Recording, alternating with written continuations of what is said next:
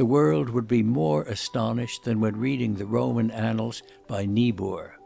Generally speaking, all the great events have been distorted, most of the important causes concealed, some of the principal characters never appear, and all who figure are so misunderstood and misrepresented that the result is a complete mystification, and the perusal of the narrative about as profitable to an Englishman as reading the Republic of Plato or the Utopia of More, the pages of Gaudenzio di Lucca, or the adventures of Peter Wilkins. The influence of races in our early ages, of the Church in our middle, and of parties in our modern history are three great moving and modifying powers that must be pursued and analyzed with an untiring, profound, and unimpassioned spirit before a guiding ray can be secured. A remarkable feature of our written history is the absence in its pages of some of the most influential personages. Not one man in 1,000, for instance, has ever heard of Major Wildman, yet he was the soul of English politics in the most eventful period of this kingdom, and one most interesting to this age, from 1640 to 1688, and seemed more than once to hold the balance which was to decide the permanent form of our government. But he was the leader of an unsuccessful party.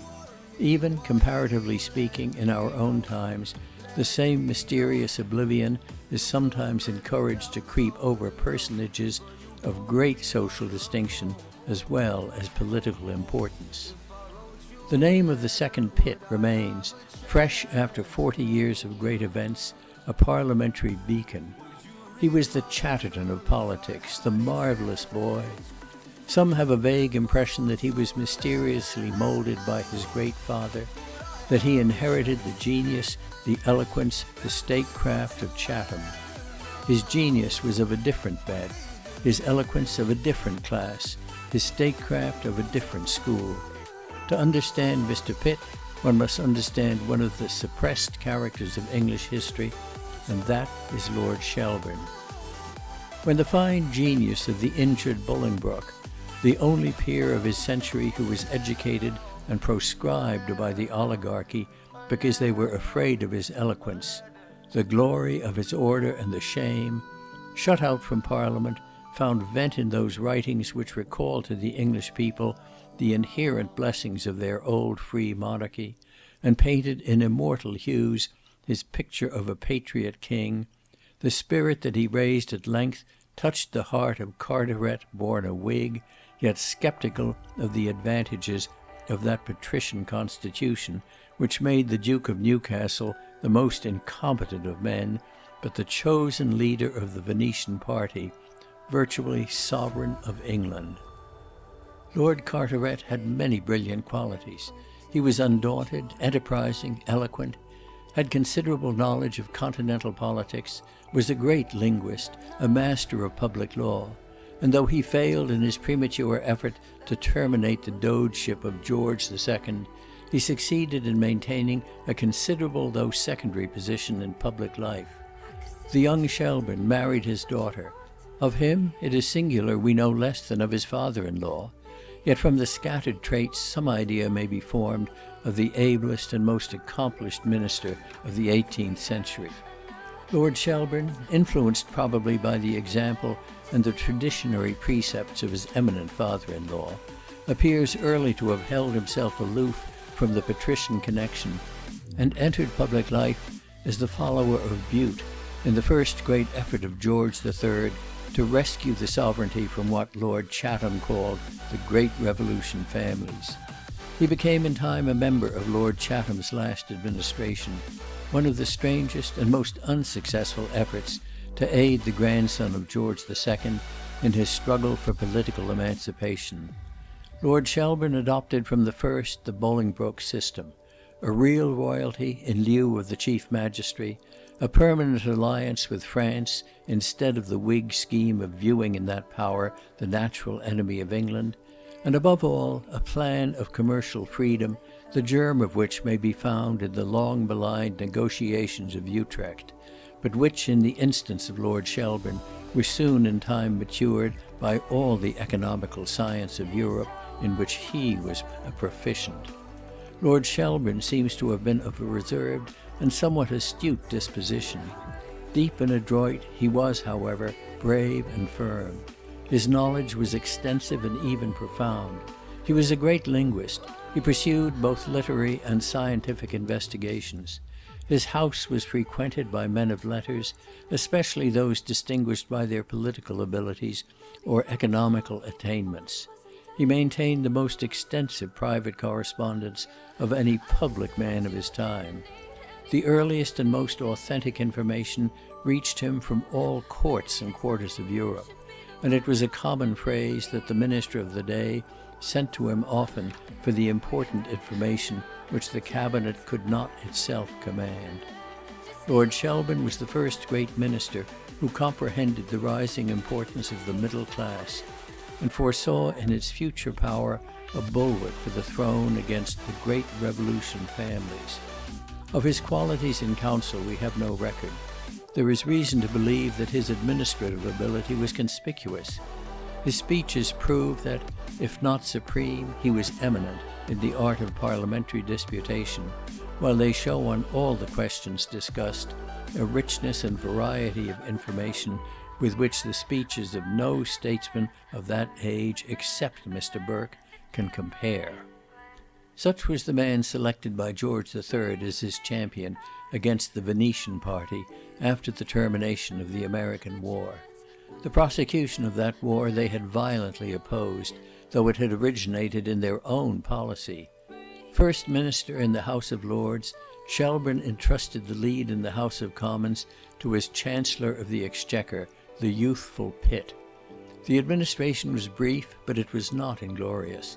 It obtained peace, and for the first time since the Revolution, introduced into modern debate the legitimate principles on which commerce should be conducted. It fell before the famous coalition with which the great Revolution families commenced their fiercest and their last contention for the patrician government of royal England. In the heat of that great strife, the king, in his second hazardous exercise of his prerogative, entrusted the perilous command to Pitt. Why Lord Shelburne on that occasion was set aside will perhaps always remain a mysterious passage of our political history, nor have we space on the present occasion to attempt to penetrate its motives. Perhaps the monarch, with a sense of the rising sympathies of his people, was prescient of the magic power of youth in touching the heart of a nation. Yet it would not be an unprofitable speculation if, for a moment, we pause to consider what might have been the consequences to our country if Mr. Pitt had been content for a season again to lead the Commons under Lord Shelburne, and have secured for England the unrivalled knowledge and dexterity of that statesman in the conduct of our affairs during the confounding fortunes of the French Revolution. Lord Shelburne was the only English minister competent to the task. He was the only public man who had the previous knowledge requisite to form accurate conclusions on such a conjuncture. His remaining speeches on the subject attest the amplitude of his knowledge and the accuracy of his views, and in the rout of Jena or the agony of Austerlitz, one cannot refrain from picturing the shade of Shelburne haunting the cabinet of Pitt, as the ghost of Canning is said occasionally to linger about the Speaker's chair and smile sarcastically on the conscientious mediocrities who pilfered his hard-earned honours. But during the happier years of Mr. Pitt, the influence of the mind of Shelburne may be traced throughout his policy. It was Lansdowne House that made Pitt acquainted with Dr. Price, a dissenting minister whom Lord Shelburne, when at the head of affairs, courageously offered to make his private secretary, and who furnished Mr. Pitt, among many other important suggestions, with his original plan of the sinking fund. The commercial treaties of '87 were struck in the same mint, and are notable as the first effort made by the English government to emancipate the country from the restrictive policy which had been introduced by the glorious Revolution. Memorable epoch that presented England at the same time with a corn law and a public debt. But on no subject was the magnetic influence of the descendant of Sir William Petty more decided than in the resolution of his pupil to curb the power of the patrician party by an infusion from the middle classes into the government of the country. Hence the origin of Mr. Pitt's famous and long misconceived plans of parliamentary reform. Was he sincere, is often asked by those who neither seek to discover the causes nor are capable of calculating the effects of public transactions. Sincere? Why, he was struggling for his existence, and when baffled, first by the Venetian party, and afterwards by the panic of Jacobinism, he was forced to forego his direct purpose, he still endeavored partially to effect it by a circuitous process. He created a plebeian aristocracy and blended it with the patrician oligarchy. He made peers of second-rate squires and fat graziers. He caught them in the alleys of Lombard Street and clutched them from the counting-houses of Cornhill.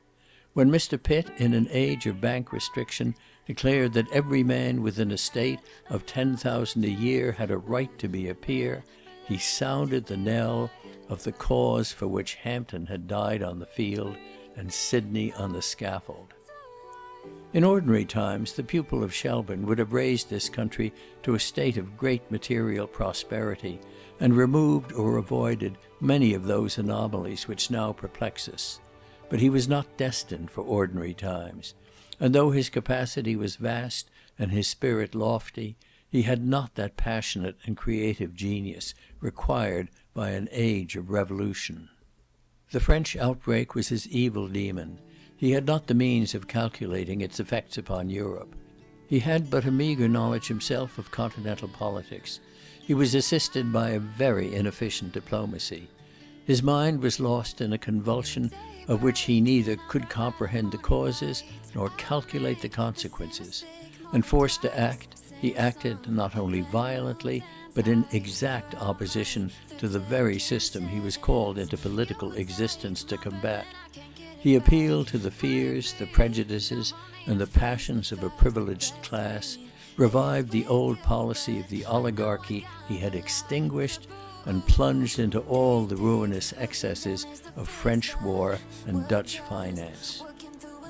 If it be a salutary principle in the investigation of historical transactions to be careful in discriminating the cause from the pretext, there is scarcely any instance in which the application of this principle is more fertile in results than in that of the Dutch invasion of 1688. The real cause of this invasion was financial. The Prince of Orange had found that the resources of Holland, however considerable, were inadequate to sustain him in his internecine rivalry with the great sovereign of France. In an authentic conversation which has descended to us, held by William at The Hague with one of the prime abettors of the invasion, the Prince did not disguise his motives. He said, "Nothing but such a constitution as you have in England can have the credit that is necessary to raise such sums as a great war requires." The Prince came and used our constitution for his purpose. He introduced into England the system of Dutch finance. The principle of that system was to mortgage industry in order to protect property. Abstractedly, nothing can be conceived more unjust. Its practice in England has been equally injurious. In Holland, with a small population engaged in the same pursuits, in fact a nation of bankers, the system was adapted to the circumstances which had created it. All shared in the present spoil, and therefore could endure the future burthen. And so to this day Holland is sustained, almost solely sustained, by the vast capital thus created, which still lingers amongst its dikes. But applied to a country in which the circumstances were entirely different, to a considerable and rapidly increasing population, where there was a numerous peasantry, a trading middle class struggling into existence, the system of Dutch finance, pursued more or less for nearly a century and a half, has ended in the degradation of a fettered and burthened multitude. Nor have the demoralizing consequences of the funding system on the more favored classes been less decided. It has made debt a national habit. It has made credit the ruling power, not the exceptional auxiliary, of all transactions. It has introduced a loose, inexact, haphazard, and dishonest spirit in the conduct of both public and private life; a spirit dazzling and yet dastardly, reckless of consequences and yet shrinking from responsibility. And in the end it has so overstimulated the energies of the population to maintain the material engagements of the state and of society at large, that the moral condition of the people has been entirely lost sight of. A mortgaged aristocracy, a gambling foreign commerce, a home trade founded on a morbid competition, and a degraded people, these are great evils, but ought perhaps cheerfully to be encountered for the greater blessings of civil and religious liberty. Yet the first would seem in some degree to depend upon our Saxon mode of trial by our peers, upon the stipulations of the great Norman charters, upon the practice and the statutes